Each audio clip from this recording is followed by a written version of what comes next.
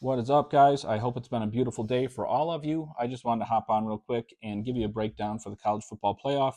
Just going to be a quick prediction and some players to keep an eye for in Dynasty for 2026, 2027. We're going to get right into it here. Alabama takes on Oklahoma tonight in a rematch. Oklahoma got the better of them earlier this year by a couple points in a really competitive game. I think that Alabama has revenge on their mind. I think they feel disrespected. Everybody's saying, hey, they didn't belong. These teams should have gotten in over them. I think that they come in, and I think Ty Simpson has a really good game. Obviously, we know the limitations with running the football. I think Jam Miller can maybe do just enough to keep him competitive and just moving the ball a little bit on this really tough Oklahoma defense. I do understand Oklahoma has some dogs on that side of the football, so I wouldn't be surprised to see a grind for Bama offensively, but I think that Ty Simpson can put him on his back and carry them. But no disrespect to Oklahoma. I think Mateer is very good. I think Satania is very good. Could be a first, second round pick, depending on how he does at the combine and in the playoffs. So I like Satania, like Mateer, like the defense. But I think that Alabama has revenge on their mind. I think DeBoer gets the guys ready, and I think Bama gets it done today. Then that will be Miami and Texas A&M is the next game. So I'm thinking it's going to be a really good game. Both really good teams, and I think that Texas A&M is just has too much for them. Especially at College Station. I think Marcel Reed was obviously the Heisman candidate. He's an extremely good dual threat quarterback, throws the ball both very well, has two elite wide receivers in KC Concepcion and Mario Craver, and I think those guys can get loose. I think that obviously Miami's defensive line has some studs. You got Ruben Bain, talking about a top 3 pick, could be the first overall pick. Plenty of juice on the defense for Miami. I just feel like A&M has the studs, and I just don't know how much I trust Carson Beck. If it gets in a situation where it gets a little bit dicey at the end of the game, when it's close, A&M has the lead, can Beck go down and get it done for them? So I'm going to say no. I'm going to say maybe late in the game, A&M gets a W, and I got A&M advancing in that game. And then the game after that is going to be a rematch, Ole Miss and Tulane. I just think that Ole Miss thumped them the first game. It's kind of going to be a lot of the same in this game. You got K'Wan Lacey, who's an absolute stud of a running back. And you got Trinidad Chambliss, who has been transferred from Ferris State. He's just an unbelievable player, explosive, throws the ball. That offense is good. I understand that Kiffin left. I understand there's been turbulence in that program ever since he left and the way it happened and everything. But obviously, they've hired a coach since, and Golding's going to get them going. And I think Ole Miss has a good game. I think that they thump Tulane. Tulane doesn't belong in this playoff. In my opinion, Tulane and JMU are just two teams that should have been left out. I just don't understand letting them in. I get it if you have a field of 64, you include some of those teams, give them a chance to make a run. But when you have a field of so few, you have to really include the good teams, the teams that belong there, and the players that everybody wants to see, and the teams that could win chips go on a run. So my small rant there. Obviously, I'm not a huge fan of Tulane or JMU being in this playoff. But with that said, no disrespect to the program, they both had good years. But Tulane loses against Ole Miss. Chambliss and Lacey, way too much for them. Which leads me to the next game, going to be JMU taking on a really tough Oregon team. It's going to be over quickly. I think Oregon's got all the horses coming back. They've got Evan Stewart, who's healthy now. They've got Sadiq, who's been looking really good, the best tight end in the nation. And then they also have DeCarrion Moore, who is one of the best freshman players in the entire country. So I think Oregon just absolutely thumps them. And give me the Ducks. I think Dante Moore is going to be on a mission here. So give me them by a mile. So it's going to take me into the next round. We got Texas Tech and Oregon.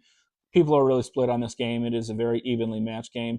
I am going to have Oregon as the horses in this game. To me, I understand that Texas Tech's defense is phenomenal. I know Jacob Rodriguez is probably the best defensive player in the country. Was a Heisman candidate and all these things, but I just don't know how much I trust A&M's offense when it comes to if they are going to be in a shootout. Dante Moore slinging it. He's got those weapons. They're scoring points. Can Baron Morton and those guys keep it back and forth with them? I think ultimately Oregon has too much, and Oregon will advance in that game.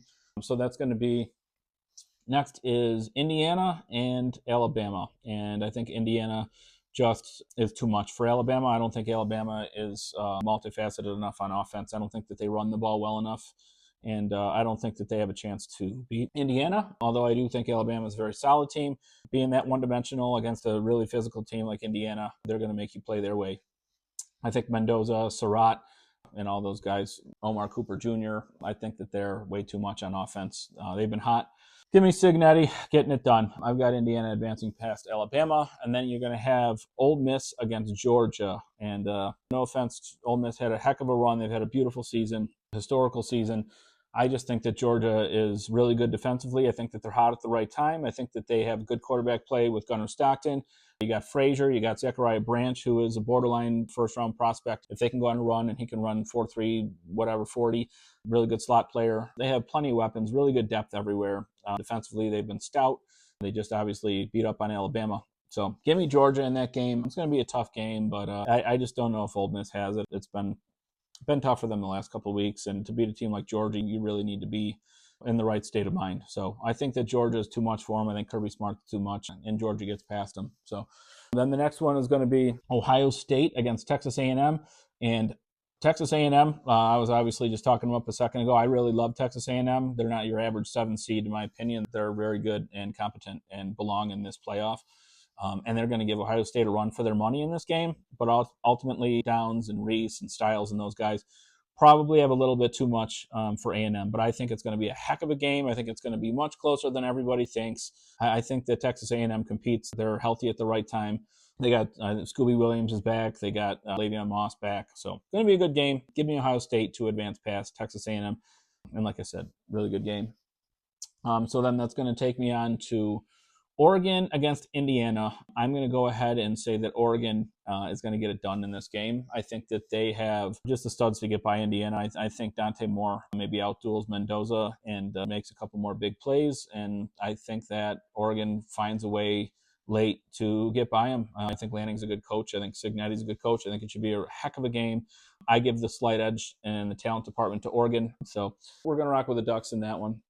And then it's going to be an absolute dogfight when you're talking about Georgia and Ohio State. And Kirby Smart in a dogfight, more times than not, I'm going to go ahead and take them. So I think that Georgia has the advantage over Ohio State in that game in terms of coaching. They're very physical. They got plenty of horses. They've really got the players to do it. I know that Ohio State is loaded. I know they're super good.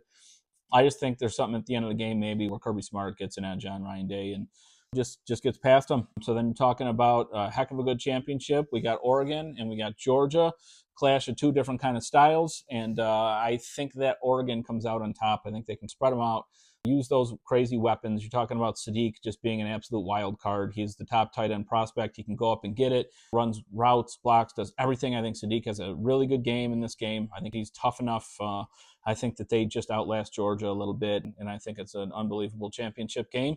But the Ducks get it done, and Dan Lanning gets the hardware. So anyways, good luck to you guys. And if you have any questions regarding Dynasty, any players, anything for 26, 27 prospects, and things to be watching for, and always hit me up, but I'll be available. So it's been real as always. You guys have a good night.